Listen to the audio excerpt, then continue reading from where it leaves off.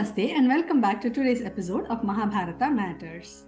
In the previous episode, we saw that the Āśrama-vāsika Parva had ended with Yudhishthira's 3 Āśrama-vāsika yagas. Yudhishthira was ruling the country very happily for 15 years. The lone progeny of the Kuru dynasty, young Parikshita, was a source of joy for everyone. Dhritarashtra and Gandhari were treated with utmost respect by Yudhishthira. He did not differentiate between them or his mother Kunti. One fine day, Dhritarashtra called Yudhishthira to his side and expressed his desire to retire to the forest now. He said both Gandhari and himself would like to go into the forest to spend the rest of their years on earth. Yudhishthira was very unhappy to hear this. Vedavyasa convinced him that this was the natural order of progression of life. After living a full life in both Brahmacharya Ashrama and Grihastha Ashrama, the natural thing next to do is go to an ashrama to spend their vanaprastha. During this time, they are away from the family and bondages of attachment and relationships. Hence, this Parva is called Āśrama-vāsika Parva. With a heavy heart, Yudhishthira had to oblige. But then a greater shock was awaiting them. When Gandhari and Dhritarashtra were preparing to leave to the forest, Kunti too expressed that she would like to accompany them. Yudhishthira and his brothers tried in many ways to change her mind, but she wouldn't yield. She said she had to atone herself of the injustices she had done to her elder-born Radheya.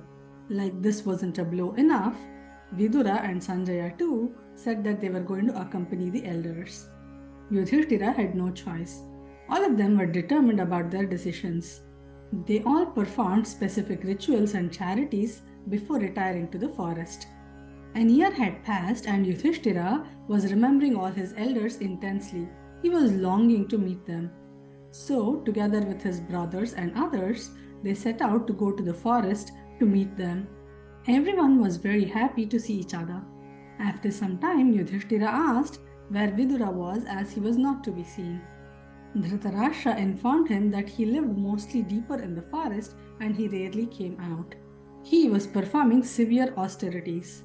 Even as they were speaking about him, they saw a frail silhouette deep in the forest. They pointed out that that was Vidura. Before anyone, Yudhishthira ran towards the forest on his bare feet. He was very eager to see Vidura. But Vidura did not look anything like before.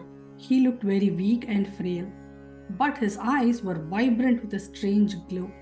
As soon as he saw Yudhishthira, Vidura fixed his gaze intensely and locked his eyes with Yudhishthira's. For a long moment, they locked their intense gaze in each other's eyes. Next moment, using his yogic powers, Vidura had taken samadhi. He had left his body. Then suddenly Yudhishthira heard the voice of Yamadharmaraja. He said to Yudhishthira, Vidura was a manifestation of dharma just as you are. With that last gaze, his spirit has entered into you now. Leave his body here as is. Do not cremate him. He is a part of you now. Now go back to your brothers. After hearing this, Yudhishthira went back to Dhritarashtra and everyone else. He narrated to him his bizarre encounter with Vidura and his demise. Everyone was spellbound. They spent a few more days with their aging parents at the ashrama and then returned back to Hastinapura. One day, sage Vedavyasa visited the forest.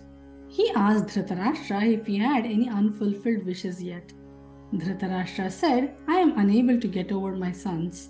I wish I could see them one last time. Sage Vyasa, in his immense compassion, said, I will perform a miracle. All of you enter river Yamuna. I will make it possible for you to see and speak with all of them. Even you, Dhritarashtra, will be able to see them. I will grant you the vision. When this happened, this was a divine experience. All the elders saw everyone that was killed on the battlefield. Strangely, the experience was blissful to all. There was no love or hatred towards anyone. There was no friend nor a foe. This showed clearly that everyone is divine. 2 more years had passed.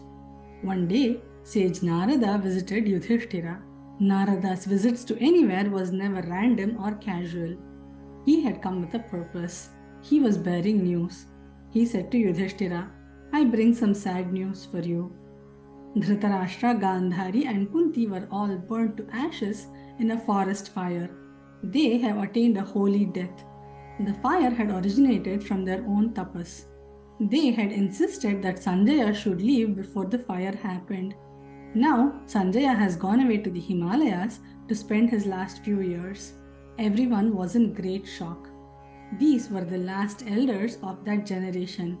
They couldn't believe that an entire generation had left this earth now.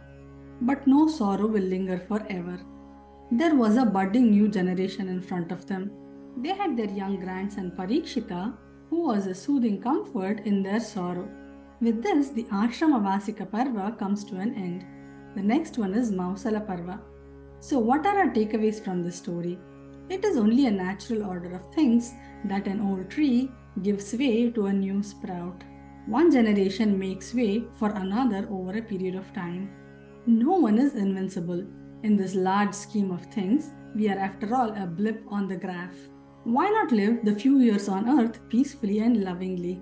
It is just a garb of the ego that presents us as different from others. In reality, everyone is divine. When the mind is conditioned, we think of this is mine and this is not mine. This verse very beautifully says how the mindsets make us think differently. Ayam nijah paro veti ganana laghuchetasam udara charitanantu vasudhaiva kutumbakam. What this means is, only petty minds will think as this is mine and this is his. This is mine and this is not mine. But for those with a magnanimous noble heart, the entire earth is one family.